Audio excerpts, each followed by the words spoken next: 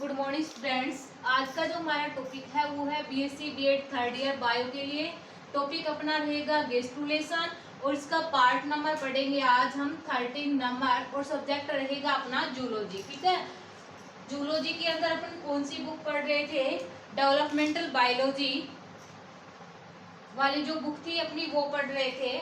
और हमारा जो पॉइंट यानी जो टॉपिक था वो क्या था? गेस्ट्रुलेशन। मैंने आपको पिछली क्लास के अंदर गेस्ट्रुलेशन की डेफिनेशन बताई थी। इसके अलावा मोर्फोजेनेटिक जो मूवमेंट होता है वो क्या होता है, यानी संरचना विकास गतियां होती है वो क्या होती है उसके बारे में भी आपको बताया था। फिर अपन बात कर रहे थे टाइप्स ऑफ मोर्फोजेनेटिक मूवमेंट, यानी संरचना विकास गतियों के प्रकार की अपन बात कर रहे थे। तो मैंने आपको बताया था कि संरचना विकास गतियां यानी मोर्फोजेनेटिक मूवमेंट जो होती है वो 2 टाइप की होती है। एपीबोली जिसको हिंदी में अध्यारोहण, सेकंड इम्बोली जिसको अपन ने क्या बोला था? अंतरारोहण। फिर मैंने आपको एपीबोली और इम्बोली के बारे में कंप्लीटली समझाया था। उसके आगे अपन बात कर रहे थे जो इम्बोली थी वो कई टाइप्स की थी। टाइप्स ऑफ, हमारा जो पॉइंट चल रहा था पिछली क्लास के अंदर वो क्या चल रहा था? Types of इम्बोली। इम्बोली यानी अंतरारोहण के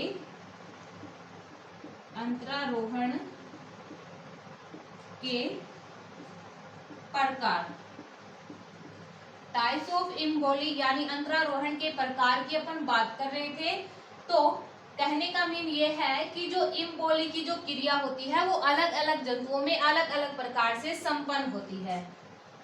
मैंने आपको इसके लगभग 7 टाइप बताए थे। फर्स्ट क्या था? इनवेजिनेशन।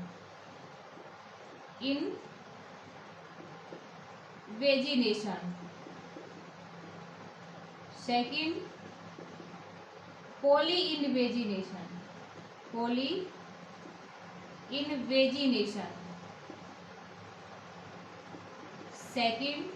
थर्ड इसका क्या टाइप बताया था आपको? इनवोल्यूशन।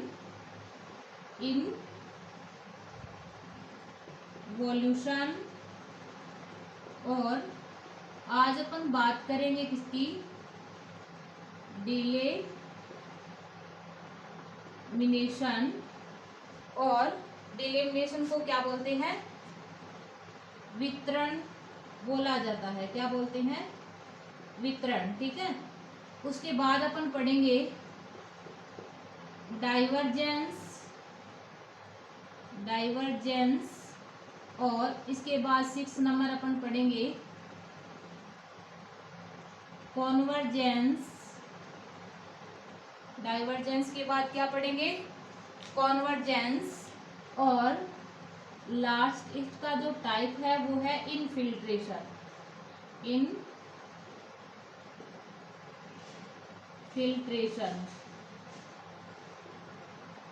जिसको अंतरछनन बोलते हैं।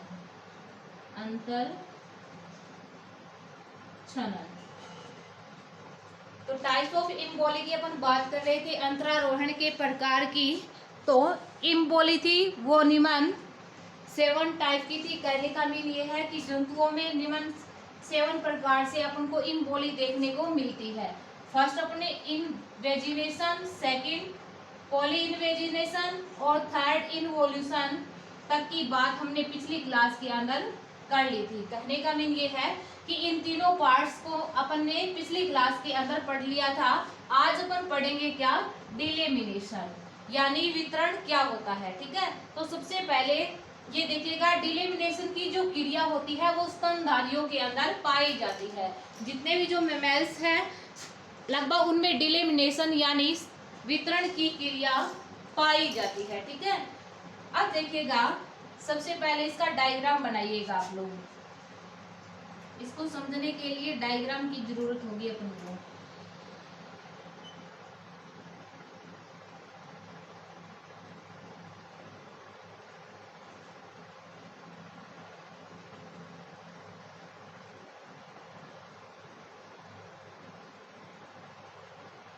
सिंपल सा डायग्राम है बिल्कुल।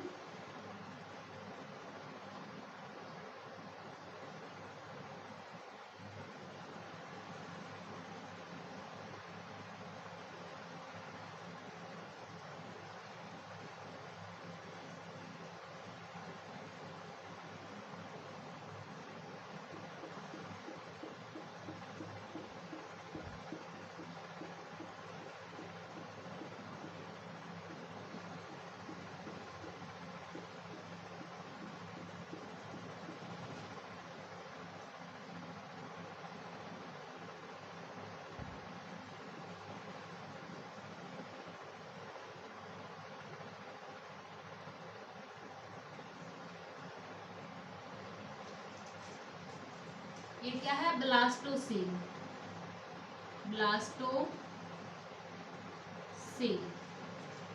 ठीक है, सेकंड इसका जो डायग्राम बनेगा,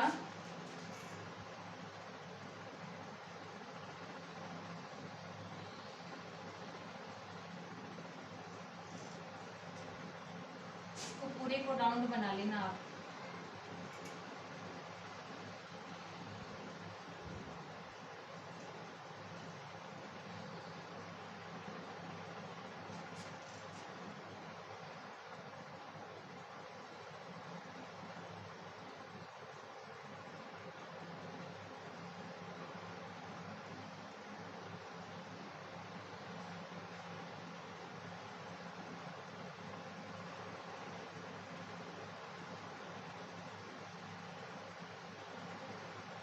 इस प्रकार से इसका सेकंड डायग्राम कंप्लीट करेंगे अपन।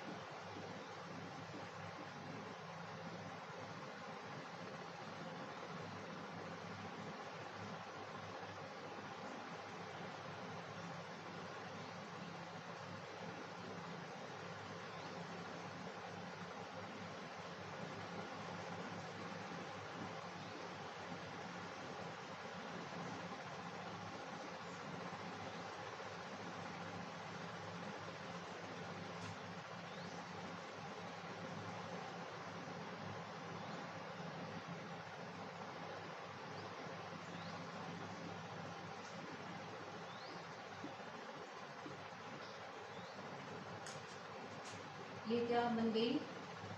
आर्केंट्रॉन।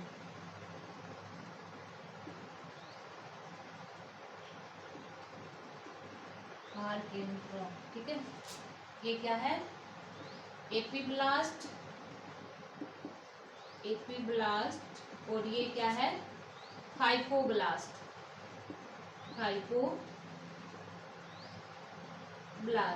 ठीक है। और इधर क्या है? ये एपीब्लास्ट।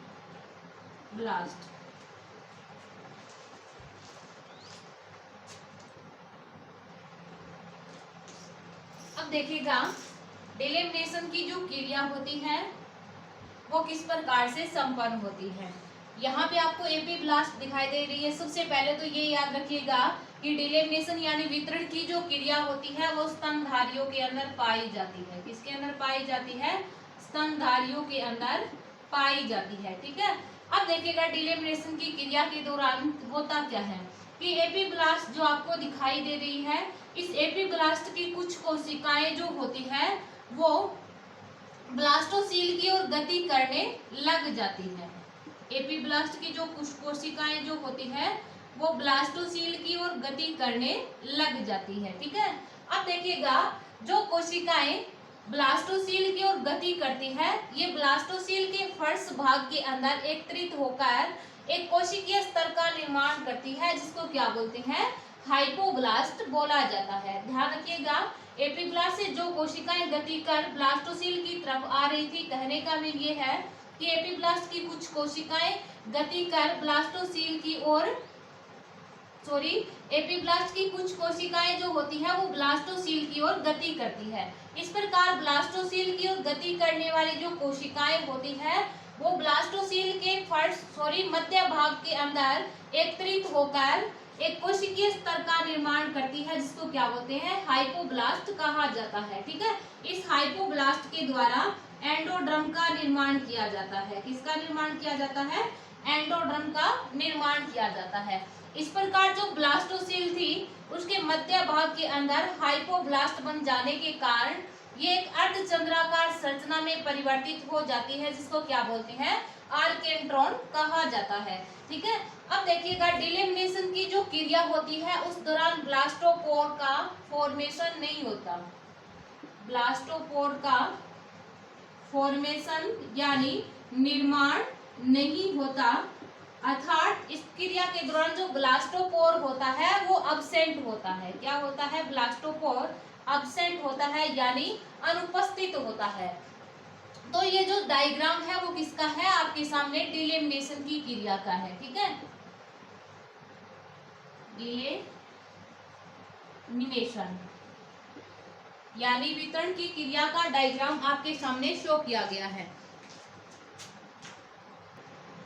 आगे अपन बात करते हैं किसकी, डाइवर्जेंस, यानी डाइवर्जेंस को हिंदी में क्या बोलते हैं, अपसरण बोला जाता है, अपसरण कहा जाता है। आगे अपन बात किसकी करते हैं, डाइवर्जेंस की बात करते हैं। तो डाइवर्जेंस के दौरान क्या होता है वो देखिएगा कि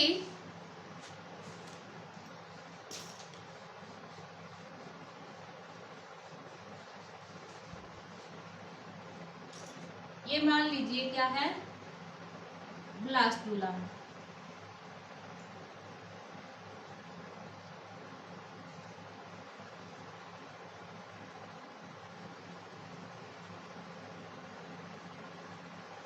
ये ब्लास्टुला है।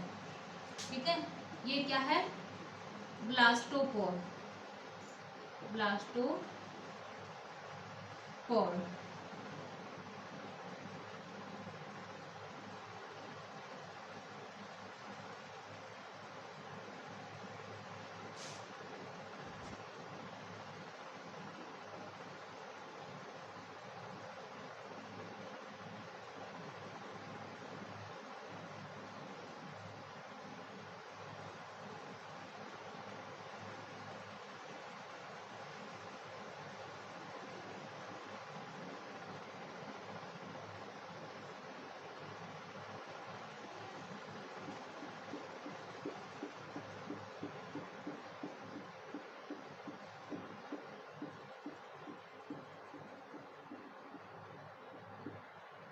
अब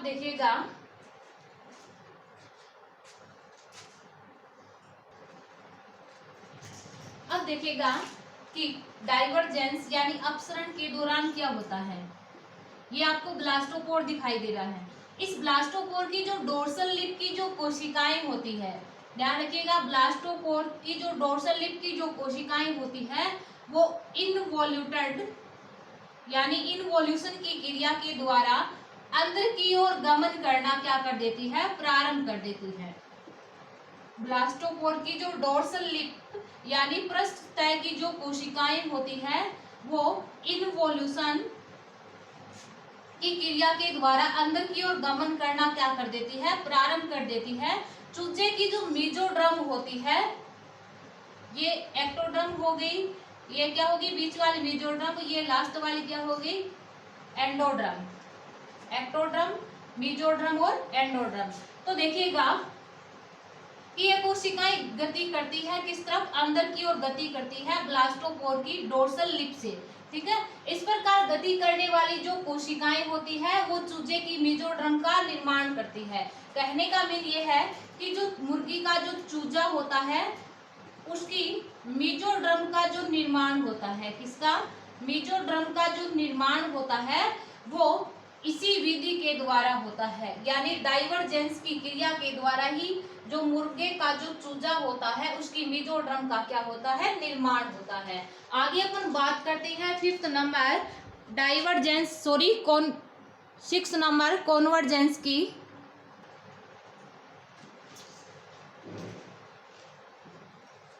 अब जो 6 नंबर है कॉन्वर्जेंस, जिसको हिंदी में क्या बोलेंगे, कॉन्वर्जेंस को हिंदी में अभिसरण बोला जाता है। कॉन्वर्जेंस को हिंदी में क्या बोला जाता है, अभिसरण कहा जाता है। अब देखिएगा अभिसरण की जो क्रिया होती है वो किस प्रकार से संपन्न होती है। ठीक है, पहले तो इसका डायग्राम बनाते हैं।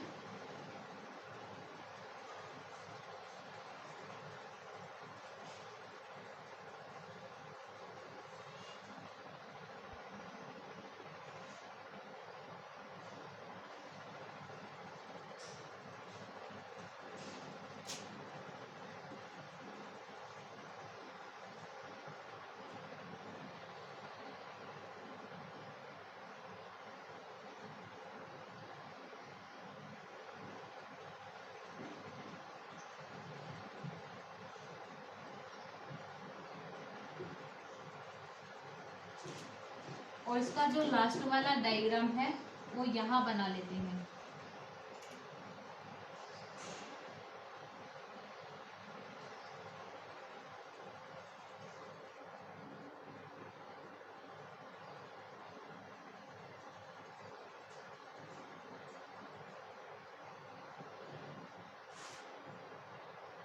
ये जो डायग्राम है आपके सामने ये किसका है, कॉन्वर्जेंस, कॉन्वर्जेंस यानी अभिसरण का है। कॉन्वर्जेंस यानी अभिसरण का डायग्राम आपके सामने शो किया गया है।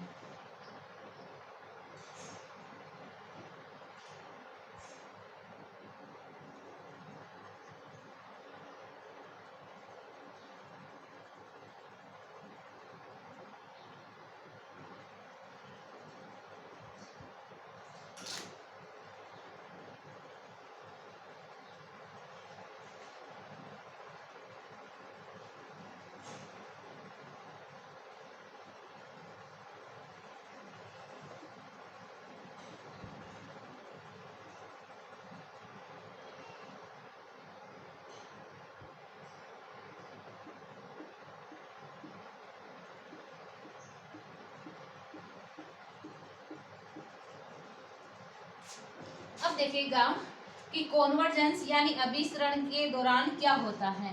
ब्लास्टुला की बाहरी सतह, चाहे इधर वाली मान लीजिए चाहे इधर वाली मान लीजिए,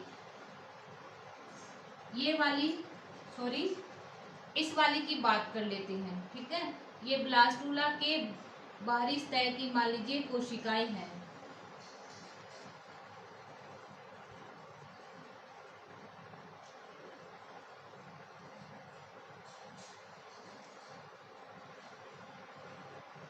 ये क्या है, ब्लास्टुला की बाहरी सतह की कोशिकाएं हैं।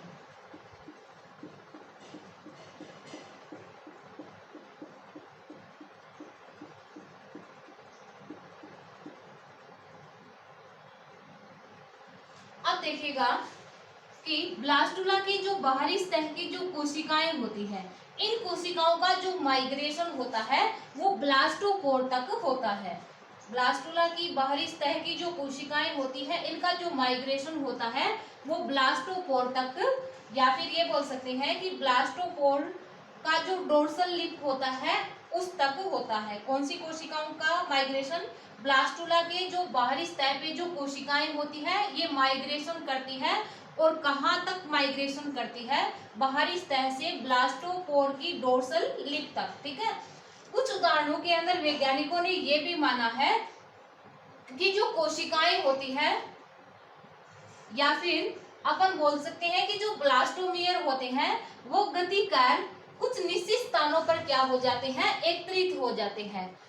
कुछ उदाहरणों के अंदर वैज्ञानिकों ने क्या माना है कि जो ब्लास्टोमियर होते हैं वो भी क्या करते हैं, माइग्रेशन करते हैं, और माइग्रेशन कर ये निश्चित स्थानों पर क्या हो जाते हैं, एकत्रित हो जाते हैं। ठीक है, इसी दौरान जो मेसोडर्मल कोशिकाएं होती हैं वो इस एपीब्लास्ट और इस हाइपोब्लास्ट के बीच में क्या हो जाती है, इस प्रकार से एकत्रित हो जाती है। इस दौरान ये मान लीजिए क्या है, एपीब्लास्ट, एपीब्लास्ट ये क्या है, हाइपोब्लास्ट, हाइपोब्लास्ट।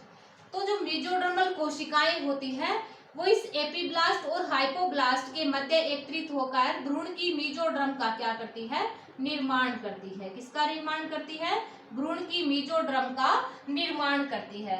अब देखिएगा जो अतिपीत की अंडे, अतिपीत की पॉलीलेसिथल एग, आप सभी जानते हो कि अतिपीत की अंडे क्या होते हैं, ऐसे एग जिनके अंदर यौक यानी पित्तक की मात्रा क्या होती है, अत्यधिक पाई जाती है, ऐसे अंडों को क्या बोलते हैं, पॉलीलेसिथल एग यानी अतिपीत की अंडे कहा जाता है। अब देखिएगा जो अतिपीत की अंडे होते हैं उनमें प्रिमिटिव स्ट्रिक यानी आदि रेखा का जो निर्माण होता है वो कॉन्वर्जेंस विधि के द्वारा ही संपन्न होता है। प्रिमिटिव स्ट्रिक क्या होती है, किस प्रकार से बनती है, वो अपने कंप्लीटली आगे जब चूजे का डेवलपमेंट पढ़ेंगे, मुर्गी के चूजे का, तब आपको कंप्लीटली बताएंगे कि आदि रेखा क्या होती है, उसका निर्माण किस प्रकार से होता है। 7th नंबर पार्ट्स इनफिल्ट्रेशन की अपन बात करते हैं।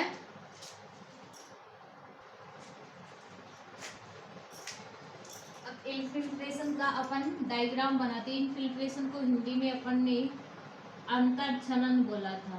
क्या बोला था इसको, अंतर्छनन। पहले इसका डायग्राम बनाइएगा।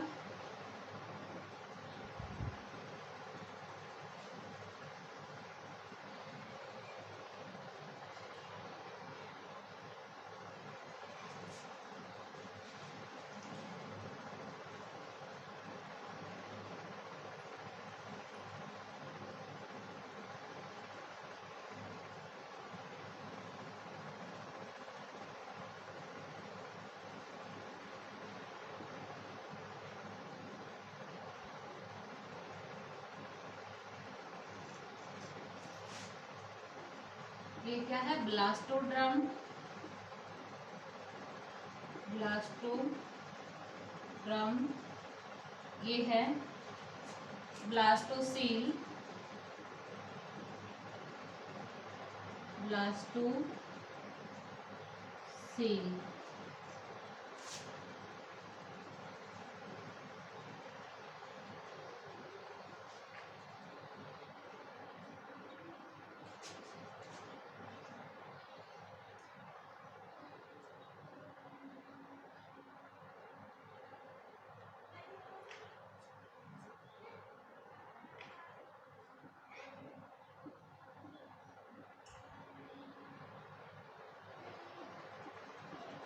ये कोशिकाएं अमीबोइड मूवमेंट कर रही है।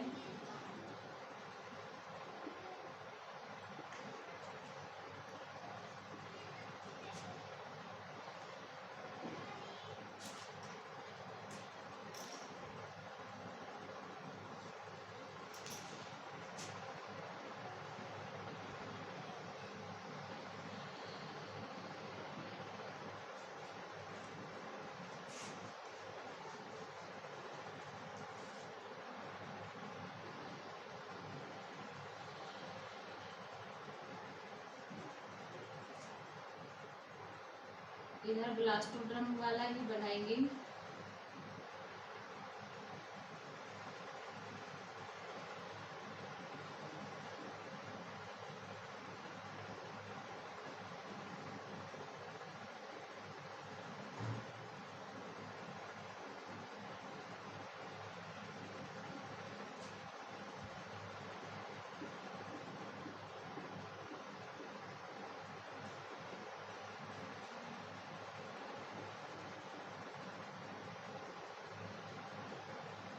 इधर ये आर्केंट्रॉन,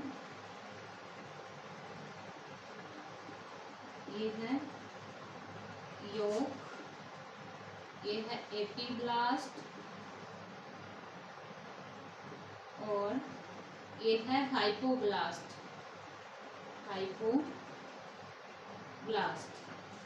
ये जो डायग्राम है वो किसका है, इनफिल्ट्रेशन का।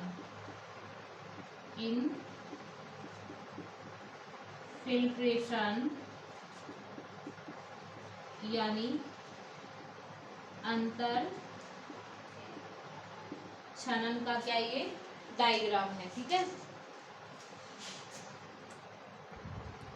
तो देखिएगा इनफिल्ट्रेशन की जो क्रिया होती है वो स्तनधारियों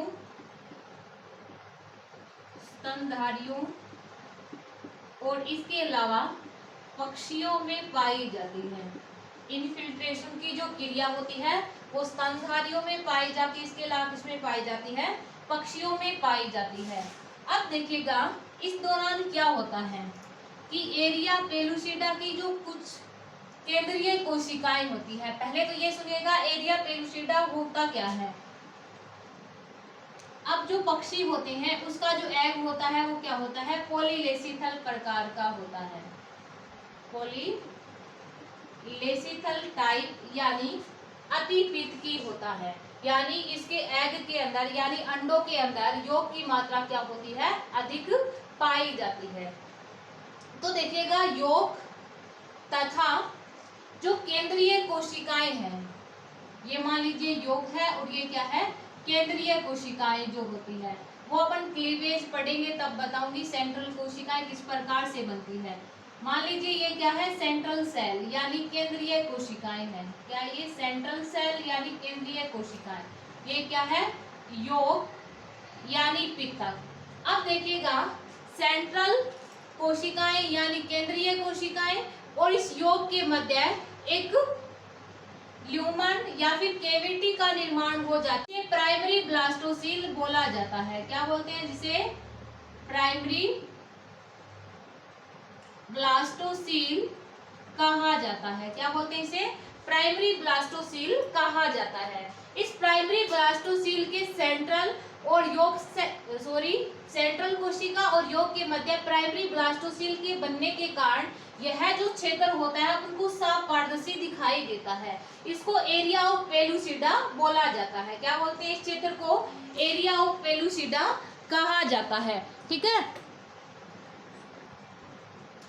तो देखिएगा जो साफ पारदर्शी क्षेत्र पाया जाता है इसको अपन ने क्या बोला है? एरिया ऑफ पेलुसिडा बोला है। इस एरिया ऑफ पेलुसिडा की कुछ जो केंद्रीय कोशिकाएं होती है, ध्यान रखिएगा, ये मान लीजिए एरिया ऑफ पेलुसिडा है। इस एरिया ऑफ पेलुसिडा की कुछ केंद्रीय जो कोशिकाएं होती है ये अपने आकार को अमीबा के समान बना लेती है। इस प्रकार अपने आकार को किसके समान बना लेती है? अमीबा के समान बना लेती है। और ये अमीबॉइड यानी अमीबाब गति करते हुए क्या करती है? ये ब्लास्टोसील की ओर गति करना प्रारंभ कर देती है। इस प्रकार ये जो कोशिकाएं होती है ये अमीबॉइड मूवमेंट यानी अमीबाब गति करते हुए ब्लास्टोसील के फर्श भाग पर एकत्रित होना प्रारंभ हो जाती है। इस प्रकार ये ब्लास्टोसील के फर्श भाग पर एकत्रित होकर हाइपोब्लास्ट का क्या करती है? निर्माण करती है। और ऊपर वाले कोशिकीय स्तर को अपन क्या बोलेंगे?